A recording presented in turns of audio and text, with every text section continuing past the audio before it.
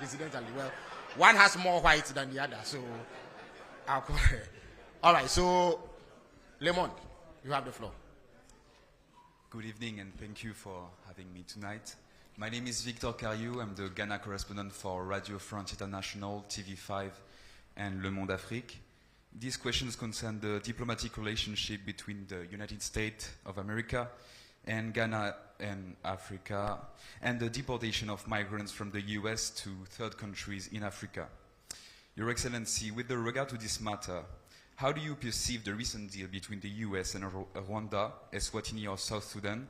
And also, has Ghana already received migrants from a third country deported from the US? Or if not, is Ghana considering doing so in the near future? Thank you. Thank you very much. GTV has the floor now.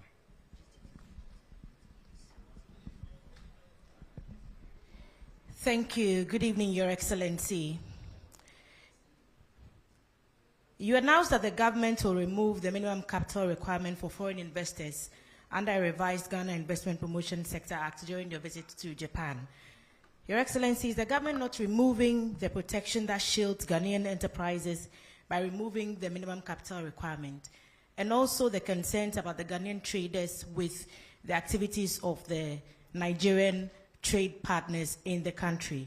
There's a request for that part of the GIPC Act to be amended to make it possible for Nigerian and indeed other African traders to move more freely within the space because of ASCFTA.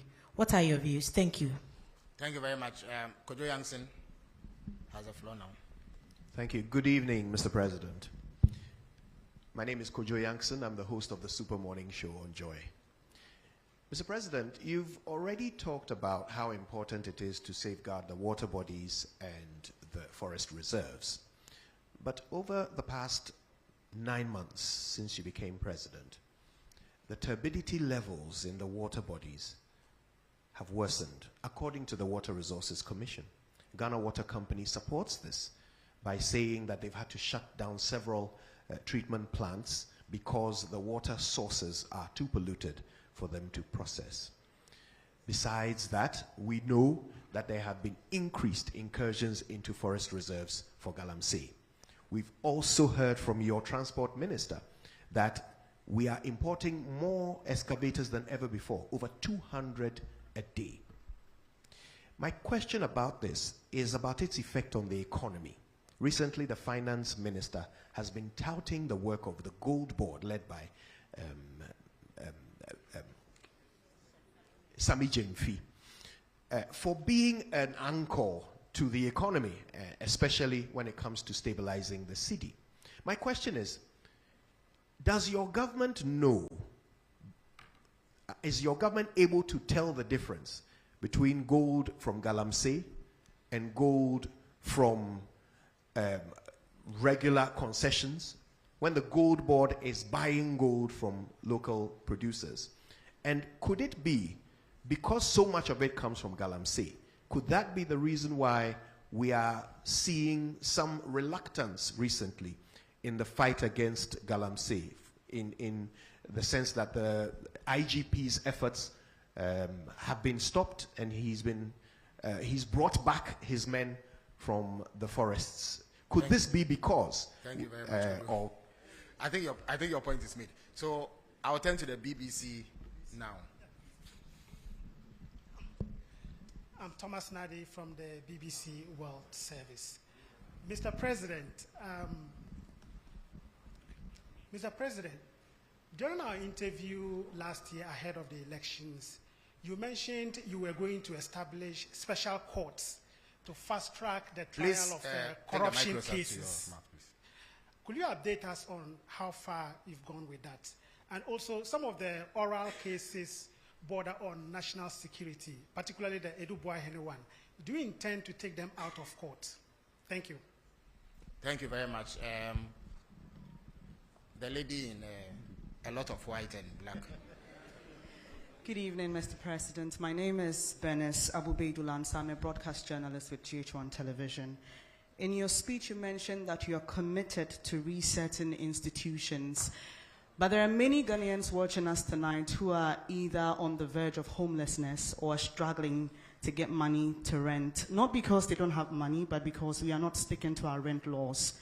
I just want to ask when your reset agenda will reach the housing sector, particularly for the State Housing Company Limited in putting up real affordable homes for many Ghanaians, and the Rent Control Department in protecting vulnerable Ghanaians. Thank you very much. His Excellency has granted a special dispensation for the lady in less white and more black to ask a question. After her, we will grant yet another dispensation to our friend from the Upper East region who has come all the way.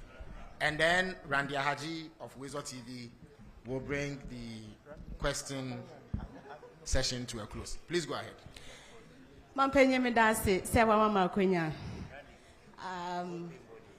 The question is today if you ask a man to one family and Kebehame pa. Meeting Eddie Monica is Anoba home based television. Bepacho wa bole bamboy tuna kalba ya kwano enye ese ya che ye bre yetimi di 16 hours don shi dunsia na ye ndru fie ye bisa se mampenyi de na wo ye de amayen ye mu bia ye ntumi mfasore foma na ebefe ye ne den so bin so ene bamboy enko a yetimi di don shirim yenu ewo ho na ye mfiri mu enam so makwemu kanfo me hye am robbers omunso afasa akwenya no so haye pa na musuo bo na ukokasa ukofa state transport which is STC then edue because omono they drive with care and caution to on kan ho kra and then na wonya ndri obede nyane ada sori sa na onansi na tatai wadaroma odi anka kwan ho nsem de nka oya ade pa na ye de na ye de wayi ye free musa da ben ene ye hwe wenim se obafia boy. So our friend from the Upper East region would have Upper West region. Is it Upper East? Upper East region, yes. But you have only one question, please. Thank you very much. Only one of you is allowed to ask a question. So thank since you you very are much from the for same region, yeah. Please go ahead. Yeah. Go ahead. Thank you very much for the opportunity. My name is David Adapuna from Mike FM in Avrongo, Upper East region. Your Excellency, one of the things that beats the hearts of my people has to do with the Polego Multipurpose Dam. This was an initiative that was started by the NPP government, but unfortunately, we could not see its completion. This project held so much prospects, including that of irrigation, power generation, and flood control. Just recently, the Barry Dam was opened and we saw the devastation it caused. We're asking, now that the project is not happening, what plans will your government, your Excellency, have for my people so that our concerns are addressed? Thank you. Thank you very much. Okay, so please go ahead. Okay. Grant him the... Thank you very much, Your Excellency. I'm called Joshua Sir with A1 Radio and Bolga FM in the Upper East region. Mr. President, in our region, that is the Upper East region, currently we do not have a standard sports stadium. And as a result, sports and youth development are greatly hampered. The only existing structure, which was built in the 70s to serve as a sports stadium, is no longer fit for purpose. What are the plans of the government to ensure the Upper East region has a modern sports stadium? Recently, we saw a young man who walked from Bolga to the nation's capital to solicit for a sports stadium. I don't know if the president is aware of this. Thank you very much. Thank you very much. So, Randy has the last word. Thank you, Mr. President. Please, Mr. President, I want to find out the latest updates on the Ghana's version of Ashigame proposed to be established at Aplawa. And also, per my last checks from the whole airport, there were plans to establish an aviation school. How far with that one too? Thank you. All right. Thank you very much. His Excellency will answer these questions.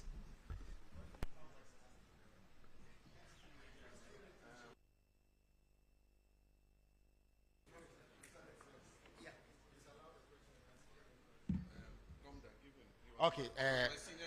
Okay, Senior A.R. Gomda, the president senior in secondary school, has the final word by presidential fiat.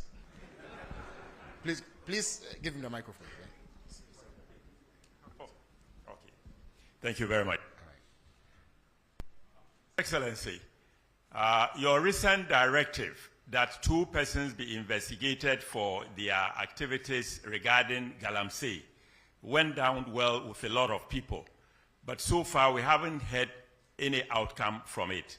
Can you please tell us what is happening or what is going to happen? Thank you very much indeed. Okay, thank you.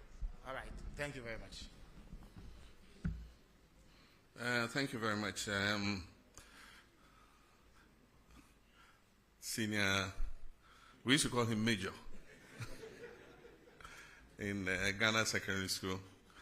When I came to Form 1, they were in Form 3, Yeah, and he was, as a very little boy, and he was one of my protectors. He used to protect me from bullying, and that's why I gave him the last. The first question was from, what's your institution? Oh, Radio France. Yeah, okay, it's about Ghana-US relations. First, we were slapped with 10% tariff that was increased to 15%, and then we're included in 36 countries that were going to be placed on a visa ban. But in the meantime, all 5-year visas were cancelled, and we were restricted to single entry 3 months. It shows the tightening situation in our foreign relations, but I do think that we still enjoy good relations with the United States of America. We were approached by the U.S. to accept third-party nationals who were being removed from the U.S. And we agreed with them that West African nationals, were acceptable because all our fellow West Africans don't need a visa to come to our country. So if they decided to travel from US to Accra, they don't need a visa anyway. So if you're bringing our colleague West Africans back, that's okay. And so I think that agreement has been activated, and a first batch of 14 nationals came. Several of them were our Nigerian brothers. They opted to go back home. And so we facilitated, we put them on buses, to be able to go back home. One of them was a Gambian who is not as easy. You have to get him an air ticket to be able to facilitate his travel. So what we've done is contacted their embassy to let them know of his presence so that they can facilitate his return to Gambia. And so that's the issue with regards to deportations and arrivals. West Africa has the protocol of free movement, and so any West African is free to come to Ghana and be able to stay for 90 days. And so if they decide to bring them, we don't have a problem accepting them. Then with regards to the GIPC Act, we are living in a new environment. We have the ECOWAS Trade Liberalization Scheme. We have the African Continental Free Trade Area that wants us to open our markets to each other. And so the former protective regime is changing. And so we need to review the GIPC Act to be able to take cognizance of that. And aside from that, there's limited foreign direct investment in the whole world. And so you need to place yourself in a position where you're able to attract as much foreign investment as possible. So when you put a barrier of $1 million, there are people who, with $500,000, can open a manufacturing establishment. But because you say he must show $1 million of transferred capital into the country, then you shut out that investor. And that's why, as part of the GIPC review, we're removing the minimum requirement so that anybody who wants to come and set up a business in Ghana to provide employment for our people is welcome to come. But that is different from the issue of the markets. And so there's advocacy that we should review that issue with markets. The current law restricts retail sector to only Ghanaians. And there are people who argue that it's anti-competition and so many other things. But of course, in most countries, you want to reserve a certain portion of the economy for your people. And so Parliament is going to look at it, and eventually whatever law they pass is what we have to live with. I never expected, or I never deluded myself that the fight against illegal gold mining or galamsey was going to be an event. I mean, definitely, there's no magic wand. The decay has eaten so much over the last 8 years that it's going to take a lot of work to be able to overcome it. And I didn't expect that in 18 months we would declare victory in the fight. As the livelihoods of about 4 million Ghanaians is on small-scale mining. And so it's going to be a process. It's not going to be an event. But we will not give up. We have a determination to get on top of it. The Gold Board was introduced as part of reforms. And if the Gold Board was not introduced, I mean, those who were taking the profits from the small-scale mining sector were the foreign traders who were taking that money away. In 6 months, we have exported over $6 billion. About $4 billion of that money was going to go into the private or foreign traders. And so the first thing is you shut the stable door so that the horse doesn't escape, which is what we've done. So if it's from illegal sources, it's from legal sources. At least it's our land that is being destroyed. So let us get the benefit of it instead of foreign traders. So that's the first thing. But if you go and read the Gold Board law, it has a requirement for tracking and tracing. And as I speak, the Gold Board is working with an organization to put on a track and trace system. And so they're going to see those who have legitimate license requirements so that they can assist them in responsible mining, so that we can buy that gold off them. Once we do tracking and tracing, it's in our interest, because then we can export under LBMA, and we'll get more profit from exporting under LBMA. So the Gold Board is not just about buying gold, it's also about financing responsible small-scale mining. And mind you, small-scale mining is not illegal in this country. It's provided for in our laws. It's just that in many cases, we've not even trained the miners about what responsible mining is. You just see anybody who gets an excavator just goes anywhere and starts digging and washing. But small-scale mining takes place in Australia. It takes place in Canada. And so as I speak, we are organizing a trip for the Small Scale Miners Association to Australia. Australia has given us an invitation to bring them to come and see how small-scale mining is done without destroying the environment. And so that's something we're going to take an advantage of. And the Gold Board is leading, and the Ministry of Lands and Natural Resources are leading that charge. Only recently, our Minister for Lands and Natural Resources came back from Australia. And so we need to train these small-scale miners. The gold is a blessing that God gave us. It's a natural resource that God gave us to make life better for our people. It's just that the way and manner in which we are going about it is causing destruction to the environment. But it is the result of an increase in the gold price. And if you've read widely, you find that the same thing is happening in Peru. It's happening in several other countries because of the heightened gold price. And so for whatever little gold you're able to find, you get more money. Galamsey was not a problem when gold was $2,000 per ounce. But today, gold is pushing $3,600 per ounce. And because of the lack of jobs, jobless growth for several decades, there are a lot of young people who are coming out of school who have no job work to do. And so for them, that is the only livelihood. And so we must not think just about chasing them all over the place without providing alternatives for them. Because the alternative is that they should stay home and starve or go out and do something deviant. And that's why we came up with the cooperative mining concept, for which we recently lost our colleagues. They were going to launch it, the first of its kind in Anglo, because one of the things we said was that we're going to let the big mining companies seed off some of their concessions. Some of them have 400, 500 miles square. And there's gold in some parts of those concessions that they will never mine because the grams per ton of ore is so low. But yet, if you put a small-scale miner there, he can mine it effectively. And so we've discussed with them, and they've all agreed. And so Anglo Ashanti was the first.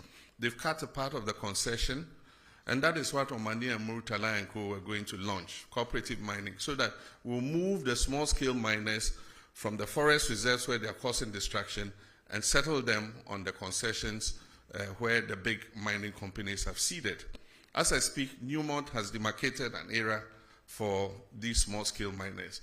And we have asked the big companies to mentor them and supervise them and make sure they do the right thing. So that was going to be an alternative for moving them out of the forest and other places so that they can mine under the supervision of those companies. And that's where our colleagues were going when the helicopter crashed. And so it's a program that we're going to continue so that we can give them an alternative, not just go chase them around without finding something else for them to do. And so that's something we're working on. With regards to excavators, we're enforcing the law that you must get the permits before the excavator is put on a ship. That is what the law has been, but it was not followed. And so they let the excavator land before they come and ask the Ministry of Transport for a permit. And so we've informed all the dealers that you cannot load an excavator onto a ship until you have gotten a permit. In the meantime, a lot of excavators have arrived at the port. And recently, somebody said they were being released at midnight to their owners and things. That's not true. What happens was there were so many that they had occupied a huge area of the port and congested the port. And so we found the land near Shai Hills, near the military installation. And the Field Engineers Regiment and others have been given charge to move the excavators from the port to that area so that they can free up space in the port. And they do that in the night because of traffic in the daytime.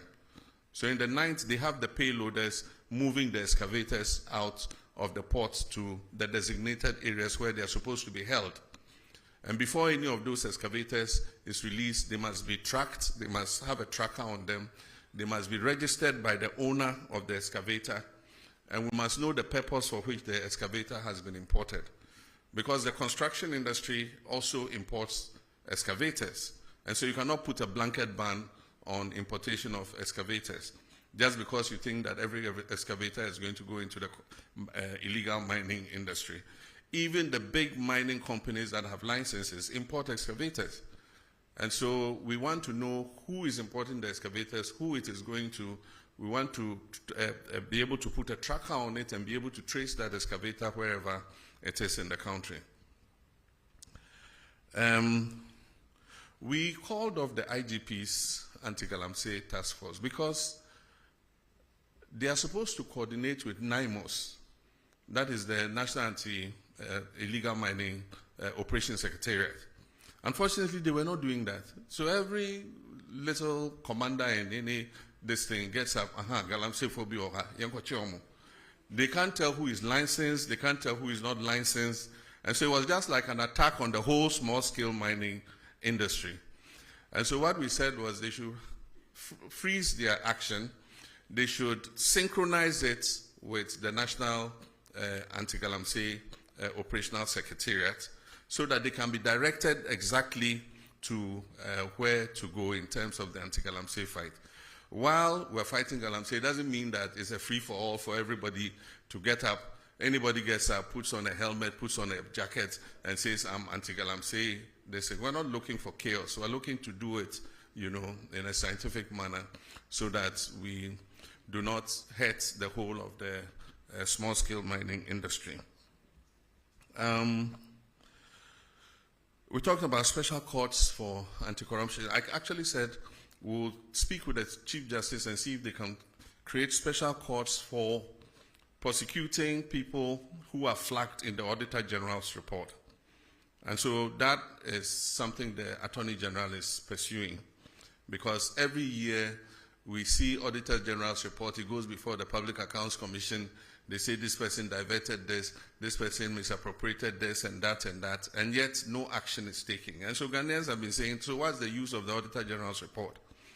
And so we're asking the Chief Justice, can you create special courts which can fast-track action on the Auditor General's report? So people who are determined to be criminally liable after the Public Accounts Committee has sat can be put before those courts so that they are sanctioned to create a deterrent so that other people do not do the same thing that they have done. Very good question on rent and homelessness, and I'm happy to give you the microphone to ask it. The biggest expenditure in any Ghanaian's budget is rent.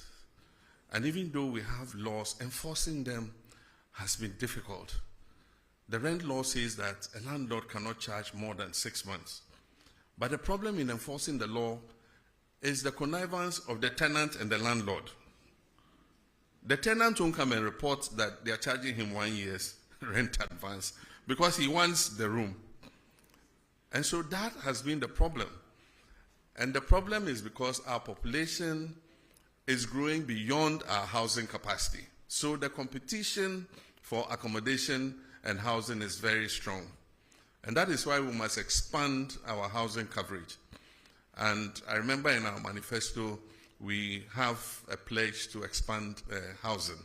And in the next budget, we're going to make provision for that. I've already had a discussion with some of the associations, the organized labor associations.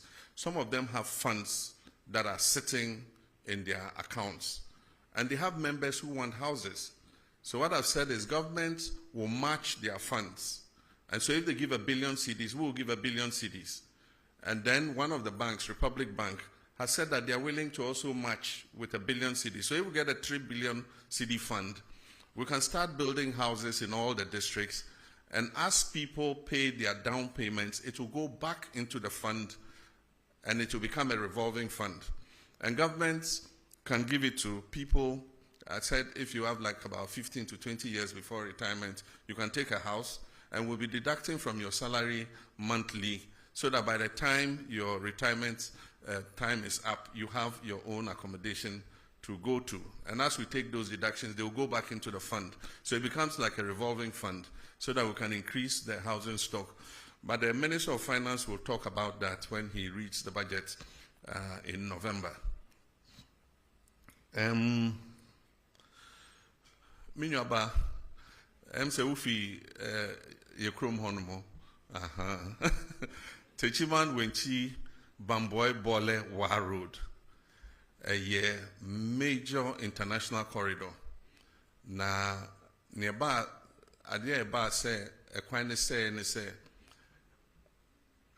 a bedroom rebia trucks ni bebre omoko Mali any Burkina Faso a ye Bobo Dulaso a hono a hoako ye quine a one faso ma omo enti omo mfa techiman omo mfa kentampo kwan ni bium eko pagansa na omo akomani because omo fa wenchi kwan na omo ko pie bole no mo pie wa no mo ko pie hamile wodru hamile a Bobo Dulaso ewo enchen ho a o pai efa wonsa benkum so a ede wo ko Bamako enti ama enhyen akese ne bebre enam sa kwan no so ekwan no so ya nye ne se ebetimi afa sa wait, how do you call wait?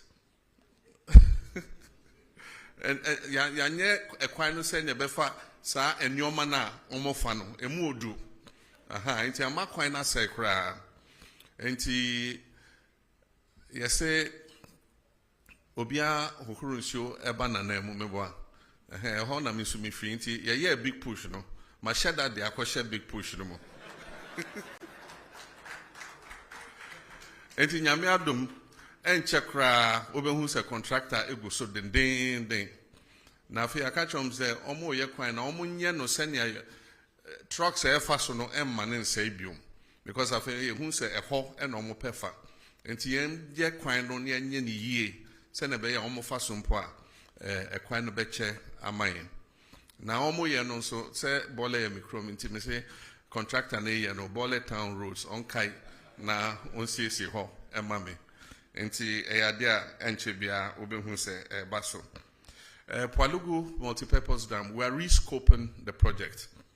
And so currently, the contract was awarded to Sino Hydro, but it was supposed to be funded from Government of Ghana sources.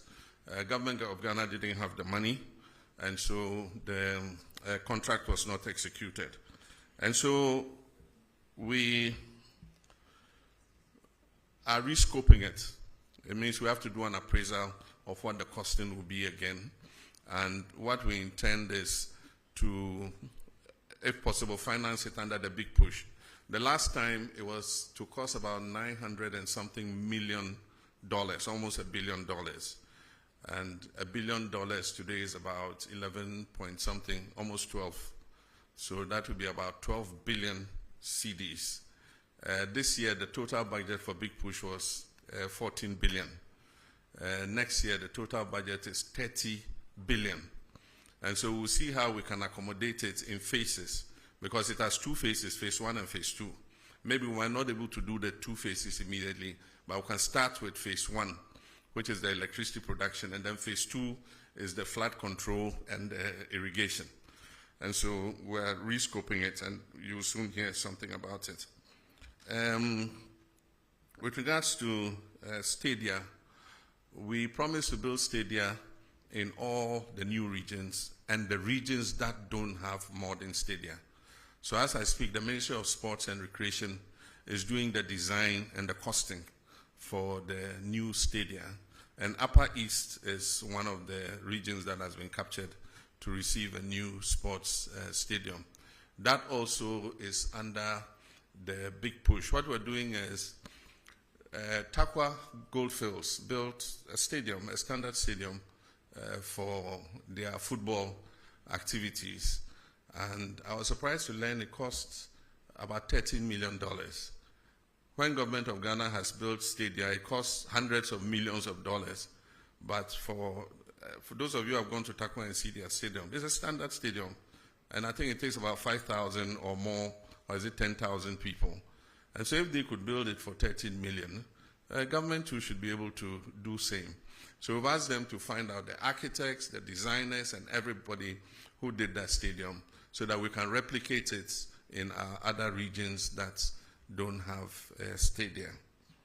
And then finally, Ashigami, we've got the money. China is giving us money for the Aflao market. The land has been acquired, and designs are being worked on, and soon a contractor will be appointed to build the markets. And so that promise is on track. Aviation school at Ho Airport, Togbi Afede is leading the charge. The current status is that the land has been allocated, and currently surveyors are on the land marking out the demarcation for the aviation school. We're also trying to attract an MRO. MRO is Maintenance Repair Organization. And so we want to use Ho Airport as the center for maintaining aircrafts. There are a lot of aircrafts in Nigeria and other places that if we have a good MRO in Ho, we'll just fly the short distance and come and service their aircrafts there. And so we're working on that. The last question was about the referral of two of our executives to IOCO to investigate allegations of involvement in illegal mining. That investigation is active. Some allegations were made, and IOCO is investigating whether there was any substance to the allegation. As and when they conclude that investigation, they'll give us a report, and we'll determine what should be done. So that's it. I think I've answered all the questions so far. I thank you very much for your attendance And this is the first in several such encounters. I'll make myself available as regularly as possible to answer any questions that you might pose on behalf of the general public. Thank you very much. Thank you very much, Your Excellency. I was actually billed to